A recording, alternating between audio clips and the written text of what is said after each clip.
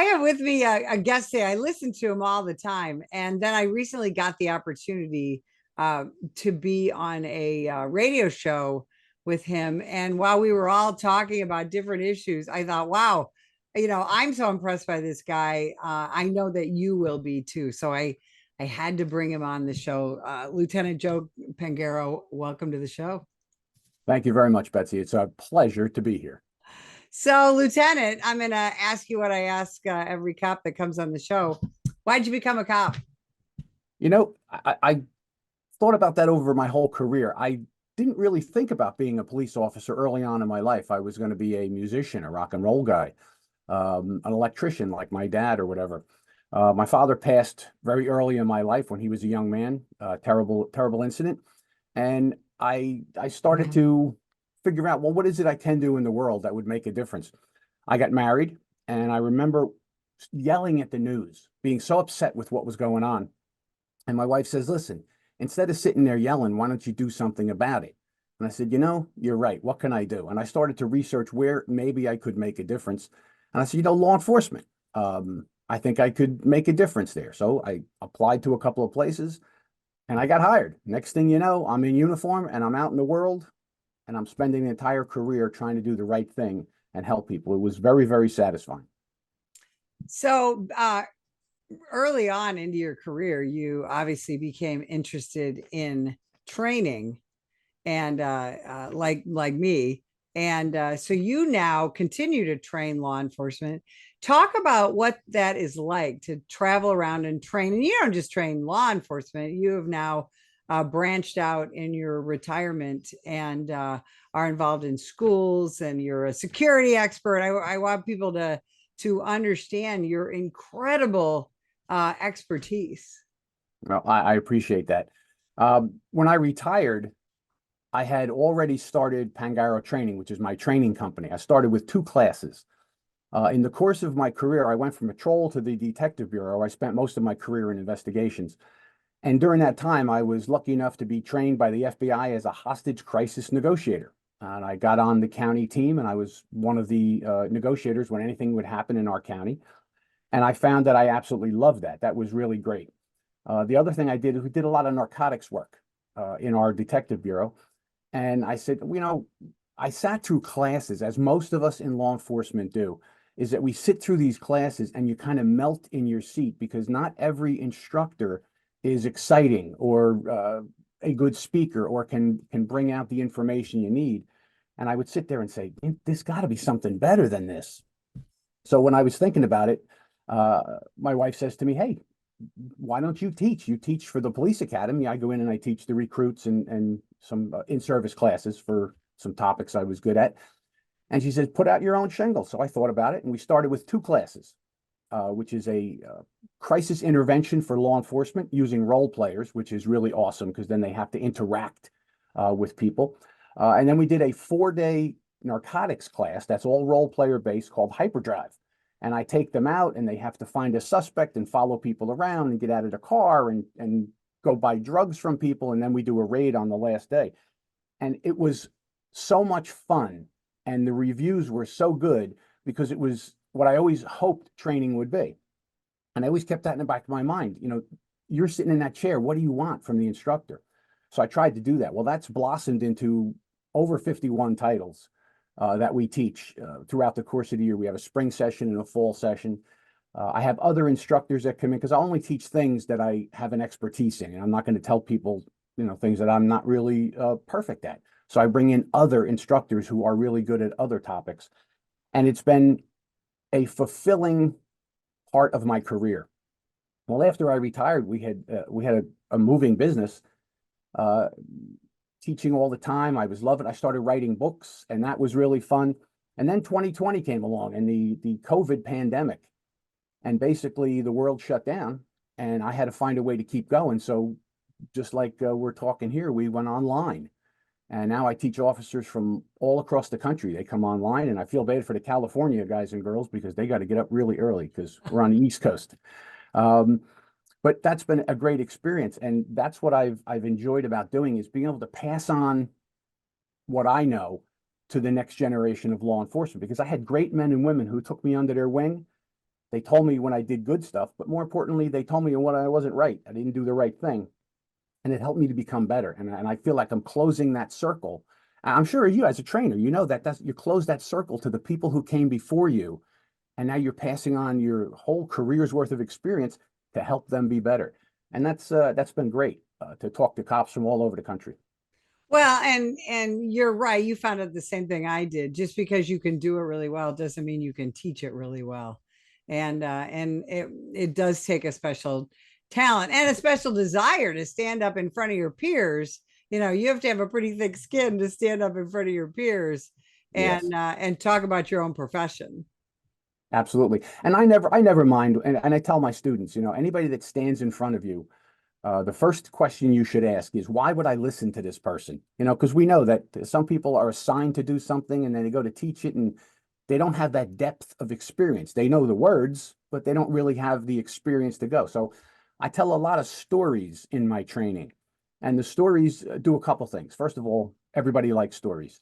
They make the class more interesting, but I use them to back up what I'm saying, whether it's something that went right or something that went wrong. Here's an example so that when they go back and they're involved in something, they might think of that story and go, hey, what happened here? What could possibly happen? And it broadens their horizon on anything they might be involved in. So that's been a lot of fun.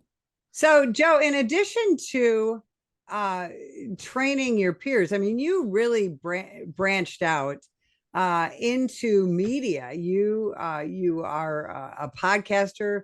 You're a regular guest on one of my favorite shows, or one of my favorite networks, America Out Loud.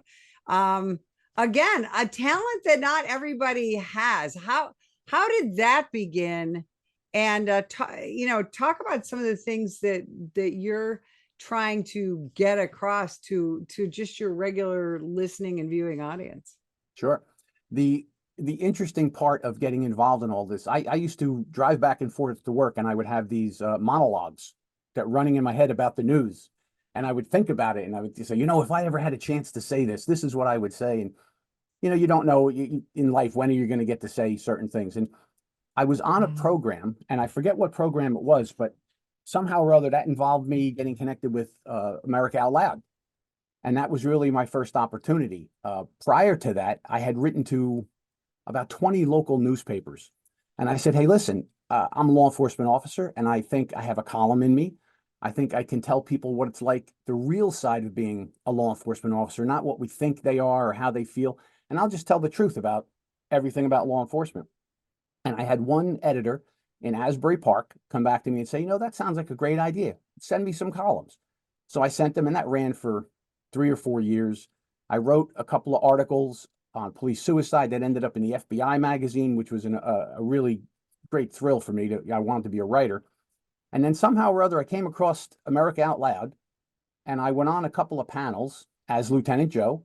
And next thing I know, they're saying, hey, can you do a regular show for us? So over the course of the last 6 years, I've done a show called Chasing Justice on America Out Loud.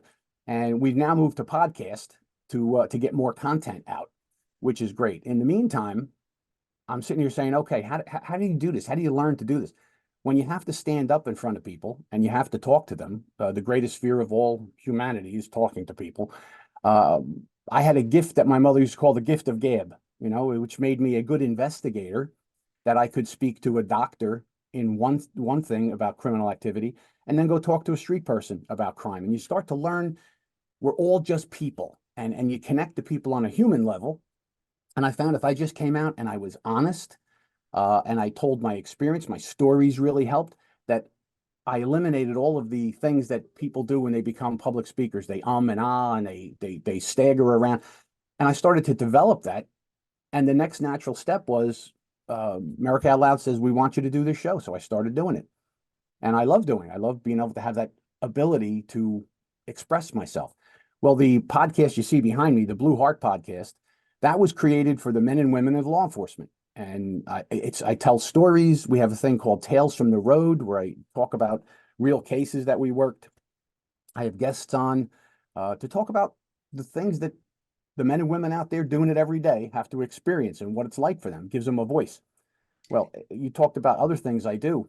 one of the other things I went into is, as a law enforcement guy, I was charged with homeland security activities and doing threat assessments on all our schools and our businesses. We had a big shopping mall, and I put out my own shingle and I started adding that. And next thing you know, I'm in schools doing threat assessments. I'm teaching school people how to do de-escalation. So it really just expanded from my base of knowledge.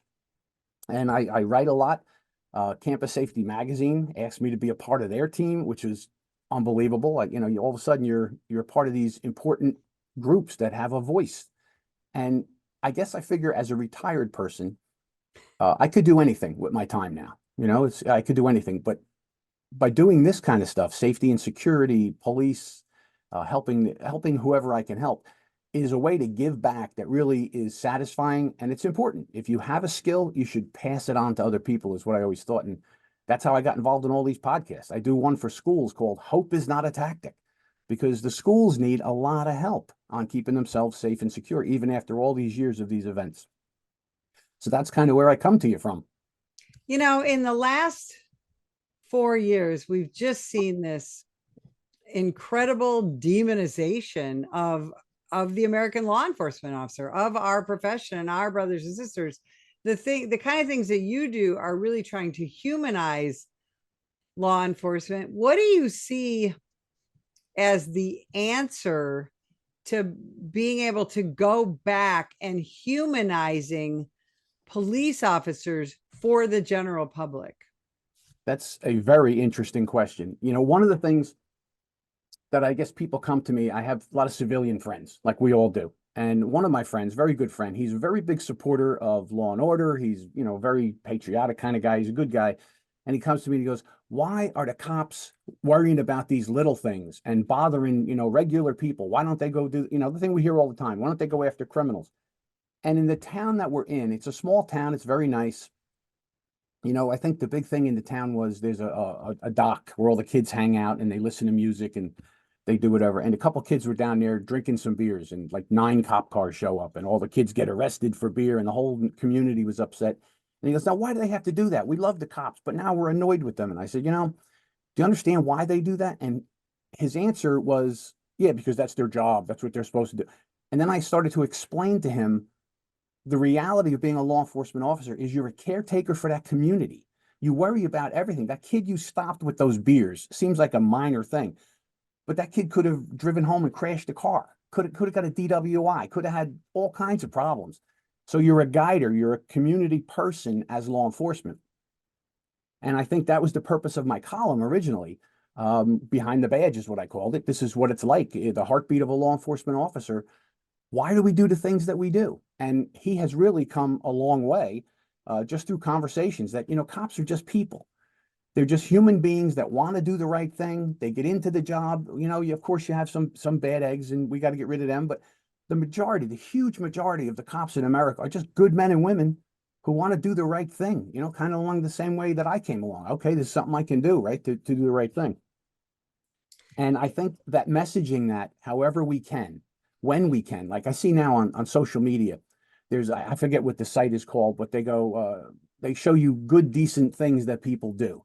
And one of the ones they showed you was this officer who tipped a waitress. The bill was like $8.50 for lunch, and he gave her $100 bill because he found out that she was pregnant, she was having a baby, and he said, hey, enjoy your baby, and here's $100. And the comments that came in were like, oh, that's a 1 in a million. And I said, no, it's not. I have seen cops my entire career reach into their pockets to help a homeless person, to help somebody who's down on their luck, to go the extra step to try and bring them clothes and staying in one of the hotels where they have nothing else. And to me, that is powerful stuff that people need to know about. And yet most people story. don't, right? They don't.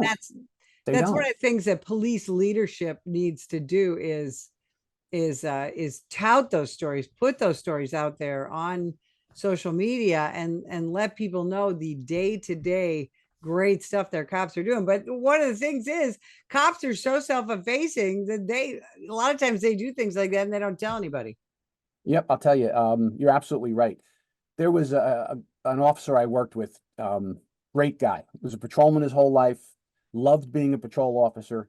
was a very, very good cop that you could count on all the time, always did the right thing. He just passed away unexpectedly in retirement, like he just died at work in his second job.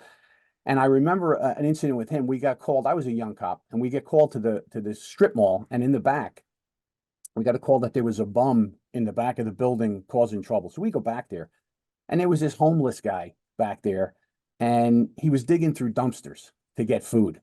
And I'm saying, gee, that's terrible. You know, how bad is that? And this guy says, okay, come with me. And the guy thought he was getting arrested. He walks him around to the front of the restaurant, and he goes in, he goes, here, I give this guy a meal and give him something to take home with him, and I'm paying for it. And he reached into his pocket and he did this. The guy was shocked. I was like so impressed that he would do such a good and decent thing. And the guy had a shopping cart, right? And that's what he was pushing around. And he says, you know, where'd you get the shopping cart? He goes, oh, I had it a long time, but people keep taking it away. So he took a marker and he wrote on it, you know, Billy's shopping cart. So nobody takes your shopping cart so you can live. Now, it's the best he could do at that moment. But that guy was a true law enforcement officer. Joe, how did police work become so politicized? Because when you started, one of the things that we were told was, shut up about your own politics, your own religion, all those things. Those things were not discussed. And we were to, we took care of everybody, we protected everybody, we didn't care about their politics or their sexual orientation or any of that stuff. And now it's become such a political issue. How did that happen? But more importantly, what are we going to do about it? Well, this is the change in our American culture and our society is the bigger picture that we're looking at with your question there. There was a time when we were all rowing down the river in the same direction. We just had different boats to get there, different ways that we would do things, but we're all going the same direction, right? We're America, and this is what we're going to do.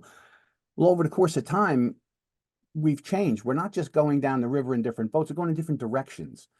And what I have talked about a lot on a couple of my programs was, what is the cause of that? And I think the simple answer that I've come up with is prosperity. We have such prosperity in this country. We have time to be upset about everything. I think about my father-in-law, who's 91. He grew up in a generation where you spent every day working to eat and to have a house. Maslow's, lower level of satisfactions.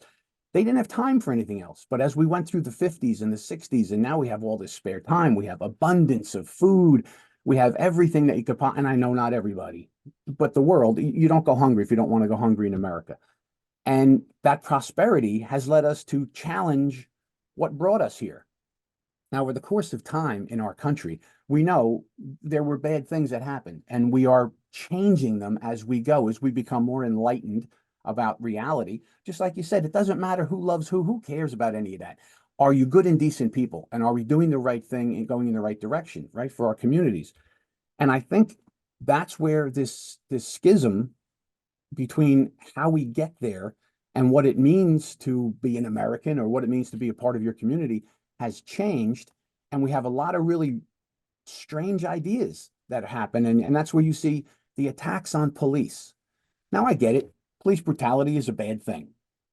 It's not as widespread as people want you to believe. That's a political conversation, right? Because they want to do things.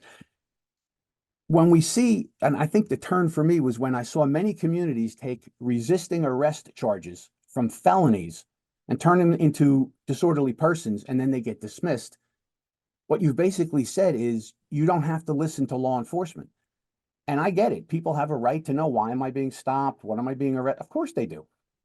But the reality is, to put a hand on an officer, it was not Joe Pangaro, the cop, that you were hitting. You were hitting the legitimate authority of our community that we created.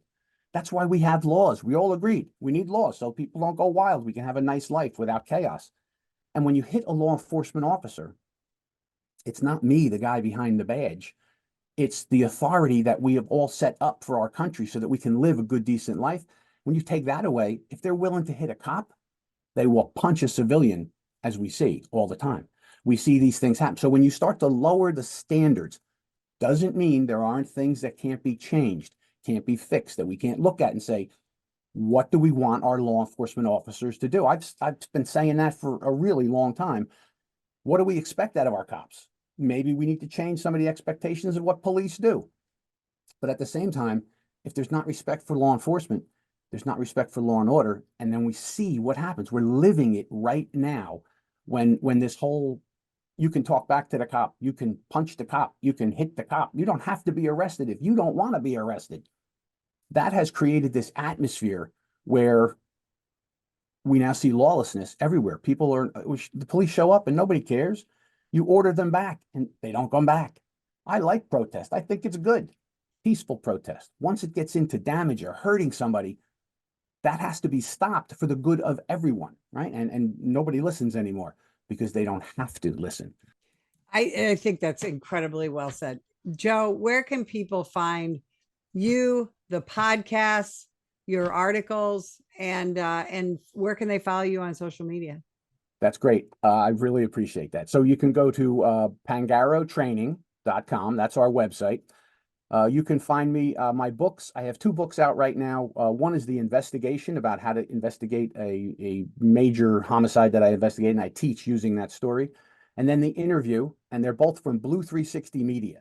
That's my publisher. You can get them there. You can get them on Amazon. They're all over the place.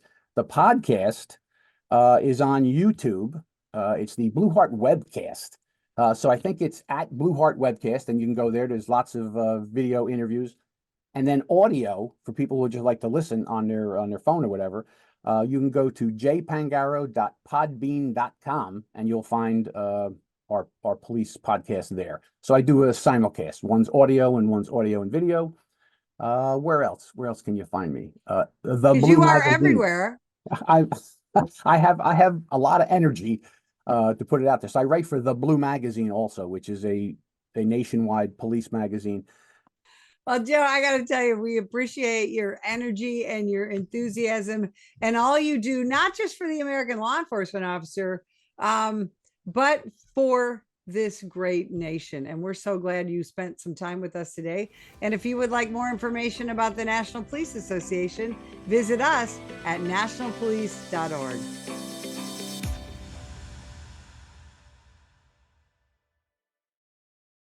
Are you passionate about supporting law enforcement? The National Police Association is on a mission to strengthen our communities, protect our families, and ensure justice prevails. But they need your help. Every dollar you donate makes a difference. It funds the legal defense of police officers and police agencies, supports advocacy for pro-law enforcement legislation, and funds community outreach programs and education. Imagine safer streets, stronger bonds between officers and neighborhoods, and a brighter future for all. Join us. Visit our website at nationalpolice.org to donate today.